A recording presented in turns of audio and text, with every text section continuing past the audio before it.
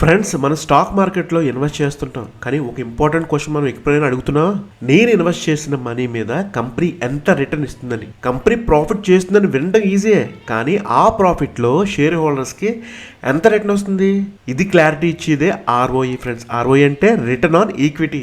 ఈ కాన్సెప్ట్ అర్థమైతే మీరు స్ట్రాంగ్ కంపెనీస్ని ఈజీగా ఐడెంటిఫై చేయగలుగుతారు. అయితే ఆర్ఓఈ అంటే ఏంటి? ఆర్ఓఈ అంటే రిటర్న్ ఆన్ ఈక్విటీ. సింపుల్గా చెప్పాలంటే షేర్ హోల్డర్స్ ఇన్వెస్ట్ చేసిన మనీ మీద కంపెనీ ఎంత రిటర్న్స్ జనరేట్ చేస్తుందని చూపించేది మాట. ఈక్విటీ అంటే షేర్ హోల్డర్స్ మనీ, కంపెనీ ఆ మనీని యూజ్ చేసి ప్రాఫిట్ జనరేట్ చేస్తుందన్నమాట. ఆ రిటర్న్ పర్సంటేజ్ని ఆర్ఓఈ అని చెప్పి పిలుస్తాం మనం. అయితే ఫార్ములా అనేది చాలా simple friends. ROE equal to net profit divided by share holders equity into 100. ఇది పర్సంటేజ్లో ఉంటుంది కాబట్టి ఈజీగా కంపేర్ చేయొచ్చు అన్నమాట. అయితే ఒక సింపుల్ ఎగ్జాంపుల్ చెప్తాను మీకు. ఒక కంపెనీలో షేర్ హోల్డర్స్ టోటల్గా 100 crores ఇన్వెస్ట్ చేశారని అనుకుందాం. కంపెనీ ఆ మనీని యూజ్ చేసి 20 crore ప్రాఫిట్ జనరేట్ చేసింది. అప్పుడు ROE equal to 20 divided by 100 into 100 వేసుకుంటే 20%. దీని మీనింగ్ ఏంటి అంటే షేర్ హోల్డర్స్ ఇన్వెస్ట్ చేసిన 100 రూపీస్ మీద 20 రూపీస్ రిటర్న్ ఇచ్చిందని. ఇంకొక ఎగ్జాంపుల్ చూద్దాం ఫ్రెండ్స్. ప్రాఫిట్ 10 crore అయితే ఆర్ఓఈ 10%. ఇక్కడ క్లియర్గా కనిపిస్తుంది కదా, రిటర్న్ అనేది డిఫరెన్స్ మాట.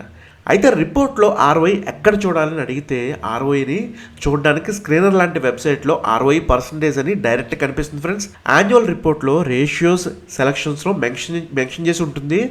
బ్యాలెన్స్ షీట్లో ఈక్విటీ వాల్యూ, ప్రాఫిట్ అండ్ లాస్లో నెట్ ప్రాఫిట్ వాల్యూ యూజ్ చేసి క్యాలిక్యులేట్ చేయొచ్చు. బిగినర్స్కి డైరెక్ట్ రేషియో చూడడం అనేది చాలా ఈజీ. అయితే నెంబర్స్ని ఎలా అర్థం చేసుకోవాలని అడిగితే ఆర్ఓఈ పర్సంటేజ్ ఎక్కువ ఉంటే కంపెనీ షేర్ హోల్డర్స్ మనీని ఎఫిషియెంట్గా యూజ్ చేస్తుందని అర్థం మాట. లో ఆర్ఓఈ ఉంటే క్యాపిటల్ యూసేజ్ వీక్ అని సిగ్నల్ మాట. కానీ స్టెబిలిటీ ఇంపార్టెంట్ ఫ్రెండ్స్. ఆర్ఓఈ కన్సిస్టెన్స్గా హై ఉందా అని చూడాలి. సడన్గా చేంజ్ అయితే కేర్ఫుల్గా అనలైజ్ చేయాలి ఫ్రెండ్స్. అయితే నెక్స్ట్ దీని రేంజ్ ఏంటంటే జనరల్గా అడుగుతుంటుంటారు. జనరల్గా రేంజెస్ ఎలా ఉంటాయి ఫ్రెండ్స్? లెస్ దాన్ 10% ఉంటే వీక్, 10 to 15% ఉంటే యావరేజ్, 15 to 20% ఉంటే గుడ్, 20% ప్లస్ ఉంటే స్ట్రాంగ్, 40% ప్లస్ ఉంటే ఎక్సెప్షనల్. కేర్ఫుల్గా చెక్ చేయాలి. మల్టీ బ్యాగర్ కంపెనీస్లో యూజువల్లీ ఆర్ఓఈ 20% ప్లస్ ఉంటుంది. ఇది నోట్ చేసుకోండి ఫ్రెండ్స్. అయితే ఒక ఎగ్జాంపుల్ అయితే చెప్తాను ఫ్రెండ్స్. కంపెనీ ఏ ఉంది, అలాగే కంపెనీ బి ఉంది. కంపెనీ ఏ ఈక్విటీ 100 రూపీస్ మీద ప్రాఫిట్ 25 రూపీస్ అనేది జనరేట్ చేస్తుంది. అప్పుడు ఆర్ఓఈ 25% అవుతుందన్నమాట. అలాగే కంపెనీ బి చూసారనుకోండి, ఈక్విటీ 100 రూపీస్ మీద ప్రాఫిట్ 10 రూపీస్ జనరేట్ చేస్తుంది. దీని ఆర్ఓఈ 10%.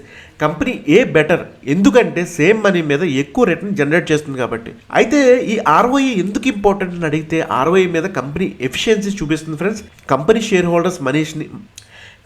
హోల్డర్స్ మనీని వేస్ట్ చేస్తుందా లేదా ఎఫిషియెంట్గా యూజ్ చేస్తుందా అని తెలుస్తుంది.